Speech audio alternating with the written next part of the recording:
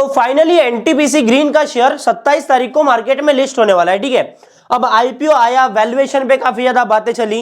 पहले एक्सपेक्टेशन किया जा रहा था कि भाई 30 का प्राइस बैंड आएगा, वो आ गया भाई 100 के पार और वैल्यूएशन हो गया 3 गुना, ठीक है। इसके चक्कर में भाई ग्रे मार्केट प्रीमियम का हाल बेहाल हो गया और 3% का ग्रे मार्केट प्रीमियम अभी के टाइम पे बचा है, ठीक है। अब वैल्यूएशन के चक्कर में ना कुछ लोगों ने अप्लाई किया, ठीक है, और कुछ लोगों ने अप्लाई नहीं किया। ऑनेस्टली बताओ तो मैंने भी अप्लाई नहीं किया। तो सवाल ये आता है कि लिस्टिंग वाले दिन जिन लोगों ने इसमें अप्लाई किया है उनको क्या बेच के निकल जाना चाहिए। अब प्रॉफिट की भी बात करेंगे कि इसमें प्रॉफिट कितना होने वाला है, क्योंकि ग्रे मार्केट प्रीमियम तुम मत देखो, क्योंकि और भी चीजें यहां पर इन्वॉल्व होती है। आईपीओ में अप्लाई करने से पहले जो ग्रे मार्केट प्रीमियम वाला गेम चलता है ना, वो अलग चलता है, क्योंकि मार्केट के ऊपर भी डिपेंड करता है। अब मार्केट के ऊपर किस तरीके से डिपेंड करेगा, देखो जब आईपीओ मार्केट में आया था ना, तब मार्केट की कंडीशन काफी ज्यादा खराब थी, मार्केट डाउन ट्रेंड में था। पर अभी के टाइम पर मार्केट नीचे आके बॉटम बना के रिवर्सल दे रहा है। पिछले 2 ट्रेडिंग सेशन में मार्केट ने काफी अच्छी रैली दी। इसके साथ में जो इन्होंने रेस किया है, फंड रेस किया आईपीओ के थ्रू, वो कहां पे जाएगा वो भी मैटर करता है, क्योंकि इसकी बैलेंस शीट में काफी ज्यादा चेंजेस आएंगे आईपीओ रेस करने के बाद में, तो वो भी इंपैक्ट करता है शेयर प्राइस को। साथ में इसकी बिजनेस साइकिल भी इंपैक्ट करती है। तो वीडियो को ध्यान से देखना, डेफिनेटली आपका प्रॉफिट बनेगा। साथ में ही सही डिसीजन आप आराम से यहां पर ले सकते हो, और इसके साथ में भी भाई सीखने को बहुत कुछ मिलेगा, जो कि आपके आगे इन्वेस्टिंग जर्नी में बहुत ज्यादा काम आने वाला है। तो वीडियो को अगर अभी तक आपने लाइक नहीं किया ना, तो लाइक कर लो, और भाई वीडियो को ध्यान से पूरा देखो। भाई लिस्टिंग के बाद वाले डिसीजन तक पहुंचने के लिए सबसे पहले हमको यह समझना पड़ेगा कि एक्चुअल में जो पैसा उठाया गया है मार्केट से, 10,000 करोड़ रुपए एनटीपीसी ग्रीन ने उठाया है, तो उसका यूज कहां करने वाले हैं, इस फंड रेज के ऑब्जेक्टिव्स क्या है, ठीक है। तो सबसे पहली बात, यहां पर ये सब्सिडरीज को फुल्ली ओन करेंगे, जो कि भाई इन्होंने सब्सिडरी का पार्ट लिया हुआ है कहीं ना कहीं से, वहां पर ये फुल अपनी ओनरशिप जो है वो पैसे देके लेने वाले, ठीक है, स्टेक लेने वाले। फंड रेज का दूसरा और सबसे ज्यादा इंपॉर्टेंट ऑब्जेक्टिव है बोरोविंग्स का पेमेंट करना, ठीक है। अब बोरोविंग्स जैसी क्लियर करेंगी कंपनी, इसका सबसे बड़ा इंपैक्ट पड़ेगा इसकी बैलेंस शीट के ऊपर, जो कि इसके वैल्यूएशन पे भी इंपैक्ट करता है, और ये पूरे कॉन्सेप्ट हम आगे भी समझेंगे। देखो अब वैल्यूएशन वाली चीजें मैंने ऑलरेडी आपको समझाया हूं, तो इसमें मैं ज्यादा टाइम आपका खर्च नहीं करूंगा। बस तुम ये मान के चलो कि ये 264 का जो प्राइस टू अर्निंग रेशियो है ना, ये महंगा है।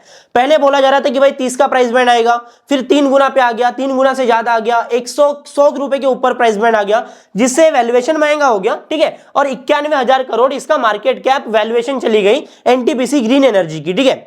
अब देखो 264 ये महंगा क्यों है, क्योंकि जो इंडस्ट्री का पी है ना रिन्यूएबल सेक्टर का, वो भाई अभी चल रहा है 150 के करीब, तो 150 के पी के हिसाब से 264 का प्राइस टू अर्निंग रेशियो महंगा माना जाता है। ये चीज यहां पर बोली जा रही है। अभी एक बहुत बढ़िया कॉन्सेप्ट तुम समझो, अब प्राइस टू अर्निंग रेशियो, ठीक है, पीई रेशियो, ये क्या होता है, ऊपर होता है प्राइस जो कि शेयर का प्राइस है, नीचे होता है भाई अर्निंग्स, ठीक है।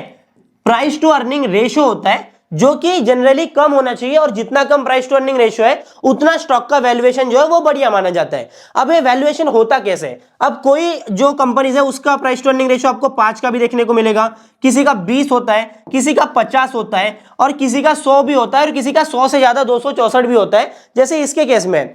अब तुम क्या ये बोल सकते हो कि जो जिसका प्राइस टू अर्निंग रेशियो 20 है एक कंपनी का, इररेस्पेक्टिव ऑफ द इंडस्ट्री, कि कौन सी इंडस्ट्री का छोड़ दो तुम, और जिसका 100 का पी रेशियो है, तो कि भाई 20 का पी रेशियो वाली कंपनी सस्ती है, ऐसा बिल्कुल नहीं होता है। ये वैरी करता है इंडस्ट्री टू इंडस्ट्री। अब इंडस्ट्री टू इंडस्ट्री कैसे वैरी करेगा, ये होता है ग्रोथ रेट के ऊपर डिपेंड करता है। अब जो इंडस्ट्री है जो डूबती जा रही है, जैसे थर्मल पावर इंडस्ट्री है, ठीक है, वो फ्यूचर एनर्जी नहीं है। फ्यूचर एनर्जी क्या है, रिन्यूएबल। एक एग्जांपल लेते हैं सुजलॉन का। सुजलॉन रिन्यूएबल सेक्टर की कंपनी है, तो हमने पास्ट में देखा कि भाई 100% से ईयर ऑन ईयर, 200% से भी ईयर ऑन ईयर प्रॉफिट इसके ग्रो हुए हैं। क्यों, क्योंकि भाई रिन्यूएबल सेक्टर ग्रोइंग है। उसी के लिए जो प्राइस टू अर्निंग रेशियो है ना सुजलॉन का, वो भाई 80 के करीब है, ठीक है। लेकिन 80 पे भी ये महंगा नहीं है, पर कुछ कंपनीज के पी रेशियो 20 पे भी महंगे होते हैं, ठीक है। इसको और सिंपल भाषा में समझाता हूं, अगर कोई कंपनी जिसका 1 साल का प्रॉफिट है 5 करोड़, फिर हो जाते हैं 7 करोड़ पे, फिर हो जाते हैं 10 करोड़ पे, फिर हो जाते हैं 15 करोड़ पे, फिर हो जाते हैं 16, 17, 18 करोड़ पे, ठीक है। तो इस वाली कंपनी का प्राइस टू अर्निंग रेशियो कम मिलेगा। प्राइस टू अर्निंग रेशियो इसका कम होना चाहिए, अगर ज्यादा हो गया तो भाई ये कंपनी महंगी है। अब दूसरी कंपनी है, 1 साल में इन्होंने 5 का प्रॉफिट किया, दूसरे साल भाई ये 25 का कर रहे हैं, तीसरे साल ये 50 का कर रहे हैं, फिर ये 100 पे पहुंच गए, ठीक है, फिर ये 500 पे पहुंच गए। तो ये कंपनी के ग्रोथ रेट काफी ज्यादा है, तो इसको प्राइस टू अर्निंग रेशियो ज्यादा मिलेगा। मतलब भाई ये ऐसी कंपनी जो है वो 70-80 के पी रेशियो पे भी सस्ती होती है। तो क्या एनटीपीसी ग्रीन एनर्जी की प्रॉफिट ग्रोथ है वो जस्टिफाइड है, मतलब क्या इस रेट से प्रॉफिट ग्रो करने वाले हैं जो कि भाई इसके 264 के पी रेशियो को जस्टिफाई करे, ठीक है, अब समझते हैं 2023 में प्रॉफिट 171 करोड़, अगले साल यहां पर ग्रोथ देखने को मिली है, ठीक है। पर ये मैं फाइनली यहां पर ज्यादा कैलकुलेशन नहीं बताऊंगा, तो वीडियो भाई अपरंपार एकदम खतरनाक लंबी हो जाएंगी, ठीक है। ये मान के चलते कि भाई ये जो प्रॉफिट ग्रोथ ऑन पेपर दिखाई जा रही है ये महंगा है और ये जस्टिफाई नहीं करती 264 के पी रेशियो को, ठीक है। अब इसको अपने प्रॉफिट आगे दिखाना है, जैसे 2024 में इन्होंने 344 करोड़ के हो गए ना, तो इसको भाई इनको लगभग डबल करना पड़ेगा, ठीक है। डबल कितना होता है ये होता है भाई 700 करोड़। 2025 में अगर ये 700 करोड़ का प्रॉफिट करते हैं तो इनका वैल्यूएशन जस्टिफाइड है। अब इसकी हिस्ट्री समझो, ठीक है। दो चीजें बताऊंगा, पहले तो भाई बिजनेस साइकिल समझेंगे और उसके बाद में हम यहां पर जो ऑब्जेक्टिव्स है ना वो किस तरीके से काम किए वो समझेंगे, ठीक है। बिजनेस साइकिल क्या होती है किसी भी कंपनी की, किसी भी प्रोडक्ट की, ये होती है प्रोडक्ट लाइफ साइकिल भी बोल सकते हो या फिर बिजनेस साइकिल भी बोल सकते हो। यहां पर क्या होता है, स्टार्टअप होता है, कंपनी स्टार्ट करती है और धीरे धीरे यहां पर ग्रो करती है, ठीक है। उसके बाद में ये क्या पीरियड होता है, एक्सपेंशन, ठीक है। एक्सपेंशन का पीरियड होता है ये, और ये होता है इसका पीक और ये होता है इसका डिक्लाइन, ठीक है। डिक्लाइन समझ के चलो इसको, ठीक है। तो इस तरीके से कोई भी कंपनी कोई भी प्रोडक्ट साइकिल चलती है। अब एनटीपीसी के केस में क्या है, एनटीपीसी को बने हुए 2 साल हुआ, ठीक है। एनटीपीसी को 2 साल हुआ और 2 साल में इन्होंने मैनेज किया 1 साल में 344 करोड़ का प्रॉफिट बनाने का। अब एनटीपीसी ग्रीन एनर्जी को मार्केट में आए हुए 2 साल ही हुए हैं और कंपनी एक पीएसयू कंपनी है। अब कोई भी स्टार्टअप जब आता है ना तो वहां पर तुम एक चीज देखना कि वो भाई धीरे धीरे ग्रो करता है और एक टाइम पर वो एक्सपेंशन फेज में आता है। तो एनटीपीसी ग्रीन एनर्जी को क्योंकि 2 ही साल हुए हैं तो ये अपने फुल पोटेंशियल को अभी यूज नहीं किया हुआ है, ठीक है। क्योंकि एनटीपीसी एक पीएसयू कंपनी, तो इनके कनेक्शंस काफी ज्यादा है, इनको रिन्यूएबल के प्रोजेक्ट भी काफी ज्यादा मिलेंगे। उस हिसाब से कंपनी सेटअप करते हुए भी जा रही है और अभी अपने एक्सपेंशन फेज में नहीं आई है। तो कंपनी ये दिखाना चाह रही है वैल्यूएशन लाके कि कंपनी को कहीं ना कहीं पता होगा कि आगे आने वाले प्रॉफिट ये बढ़ने वाले काफी ज्यादा, अगर वो अपना पूरा पोटेंशियल का यूज करते हैं तो। इसलिए तुम ध्यान रखोगे कोई भी जो स्टार्टअप आता है ना उसको वैल्यूएशन काफी ज्यादा मिलती है, लेकिन अगर जबकि उसके प्रॉफिट नहीं भी है, वो लॉस में भी है, फिर भी उनके वैल्यूएशन काफी ज्यादा मिलती है, क्योंकि भाई वो एक्सपेंशन फेज में होते हैं और उनके प्रॉफिट जो रेवेन्यू है ना भाई वो काफी ज्यादा बढ़ने वाले होते हैं। और इन फ्यूचर लॉस को जब वो कट डाउन करेंगे, जब पीक पे आने के बाद में, तो वो प्रॉफिट भी अच्छा खासा करने वाले होते हैं। ये एस्टिमेशन लगाकर वहां पर वैल्यूएशन दी जाती है, ठीक है। अब दूसरी बात समझो, कंपनी अपने बोरोविंग्स को क्लियर करने के लिए फंड रेज करी है, तो एक्चुअल में ये कैसे इंपैक्ट करेगा वो मैं आपको बताता हूं, ठीक है। अब कंपनी के जो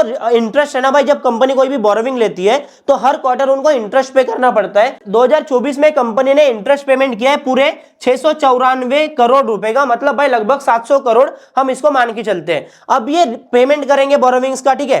तो बोरोविंग्स का पेमेंट करने के बाद में अगले क्वार्टर में इनको क्या करना पड़ेगा, इंटरेस्ट पे नहीं करना पड़ेगा। और इंटरेस्ट जब माइनस होता है भाई, ऑपरेटिंग प्रॉफिट 1700 करोड़ का है, इसमें से भाई इंटरेस्ट ये माइनस होते होते सारी चीजें माइनस होते हुए इनका नेट प्रॉफिट जो बचता है 345 करोड़ का बचता है। तो जब इंटरेस्ट पेमेंट ही करना नहीं पड़ेगा इनको, मान के चलो कि भाई आधी बोरोविंग्स इन्होंने क्लियर कर दी, तो ये 700 करोड़ की जगह इनको 300 करोड़ का ही इंटरेस्ट पे करना पड़ेगा। तो 300 करोड़ तो यहां बढ़ गए ना, ये तो 600 करोड़ ऐसे ही हो गया। ये 600 करोड़ कैसे हुआ, बिना रेवेन्यू की ग्रोथ हुए।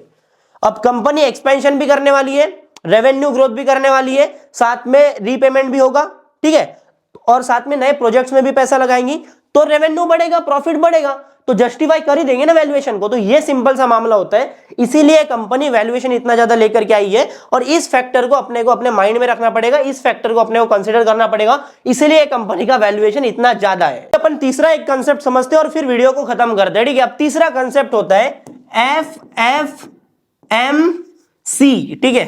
गाली लग रही है पर गाली नहीं है। इसका मतलब होता है फ्री फ्लोट मार्केट कैपिटलाइजेशन। अब इसका मतलब यह होता है कि भाई फ्रीली अवेलेबल कितने शेयर्स है, मार्केट कैप का कितना परसेंट रिटेल्स के पास में, पब्लिक के पास में ट्रेड होने के लिए अवेलेबल है। तो इसका भी अपन विश्लेषण निकालेंगे, ठीक है। अब मार्केट कैप कितनी इसकी, 91,000 करोड़ की कंपनी की मार्केट कैप इतनी है। आईपीओ कितना करोड़ का आया, 10,000 करोड़ का, ठीक है। 10,000 करोड़ का आईपीओ आया। अब रिटेल के लिए कितने अवेलेबल है, रिटेल के लिए लॉट्स परसेंटेज अवेलेबल है, 10% रिटेल कोटा था। तो यहां पर मान के चलते कि रिटेलर्स के लिए 1 करोड़, ठीक है, 1,000 करोड़, 1,000 करोड़ ही यहां पर अवेलेबल है ट्रेड करने के लिए, फ्रीली ट्रेड करने के लिए मार्केट में। अब बाकी जो है 50% इंस्टीट्यूशनल बायर है, उसके पहले प्री मार्केट वाले कुछ इन्वेस्टर्स हैं, तो उनका तो लॉक इन है, प्रमोटर्स का लॉक इन है, ठीक है। 90% अभी यहाँ पर प्रमोटर होल्डिंग है, जो कि आगे जो सेबी के नॉर्म है ना उसके हिसाब से 75% के नीचे लाना होता है, वो बाद में करेंगे, उसको भूल जाओ। पर अभी के टाइम पर फ्री फ्लोट मार्केट कैप काफी ज्यादा कम है। तुम ये मान के चलो कि इंस्टीट्यूशनल्स ने जो यहाँ पर बाइंग करी है ना, क्योंकि इसका ग्रे मार्केट प्रीमियम नहीं था, तो लिस्टिंग गेन वाले दिन प्रॉफिट लेके निकालने के लिए नहीं करी है, इन्होंने थोड़ा लॉन्ग टर्म विजन लेके ही इसमें इन्वेस्ट करा है, ठीक है। तो फ्री सेलिंग कितने की आएंगी, रिटेलर्स ने जो किया है ना, यहां से भी पूरे लोग सेल नहीं करेंगे, ठीक है। जैसे 500 करोड़ की आधे लोग यहां पर लिस्टिंग वाले दिन सेल करेंगे, जो भी उनको मिलता है पैसा थोड़ा बहुत, ठीक है।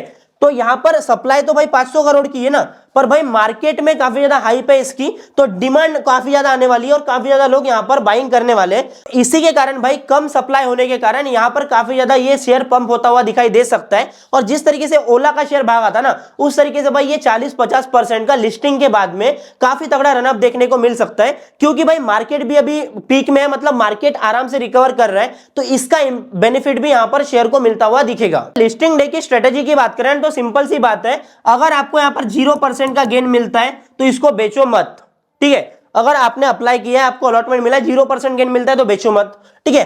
5-10% का भी गेन मिलता है तो बेचो मत, क्योंकि हमने एक ट्रेंड देखा है सभी आईपीओ में। कोई भी आईपीओ लेके चलो ना, तुम वारी लो, बजाज हाउसिंग लो, तुम ओला लो, भाई भागता है, मतलब 5-6 दिन तक तो भागता ही है, बेचने का सोचो ही मत, ठीक है। और ये चीज लोगों को भी मालूम है कि भागता है, इसलिए सप्लाई और ज्यादा कम हो जाएगी। जब सप्लाई कम हो जाएंगी, डिमांड बढ़ जाएंगी, तो भागता है बोलते बोलते भाग ही जाएगा, ठीक है। और मार्केट भी रिकवर कर रहा है, क्योंकि सबको पता है ना कि 5-6 दिन तो आईपीओ भागता है ना, मतलब जो ट्रेंडिंग आईपीओ तो भागेगा ही, तो बेचते ही नहीं लोग, तो सप्लाई कम हो जाती है, तो ऐसे भी भाग ही जाता है फिर, ठीक है। तो इसको बेचना मत, बिल्कुल मत बेचना। अब तुम स्टॉप लॉस लेके चलो 10% का, ठीक है। तुम्हारा 10% का स्टॉप लॉस लेके चलो, जैसे शेयर यहां पर मान के चलो कि भाई 110 रुपए पे लिस्ट हुआ, तो तुम्हारा 100 रुपए का स्टॉप लॉस है, 120 जाता है तो इसका 10% 12 रुपए काट के यहां पर इसका आराम से स्टॉप लॉस रख लो। जैसे 150 रुपए जाता है तो 15 रुपए का यहां पर स्टॉप लॉस लेके चलो, ठीक है। तो इस तरीके से स्टॉप लॉस को ट्रेल करते जाओ। अगर आपको वीडियो अच्छा लगा तो लाइक करना, कोई डाउट्स है ना तो भाई कमेंट में पूछो। और ऐसी अपडेट्स के लिए, ऐसे इंफॉर्मेशनल एजुकेशनल कंटेंट के लिए वेल्दी फाइट पलाश बोपचा हमारे सब्सक्राइब कर लो इस यूट्यूब चैनल को।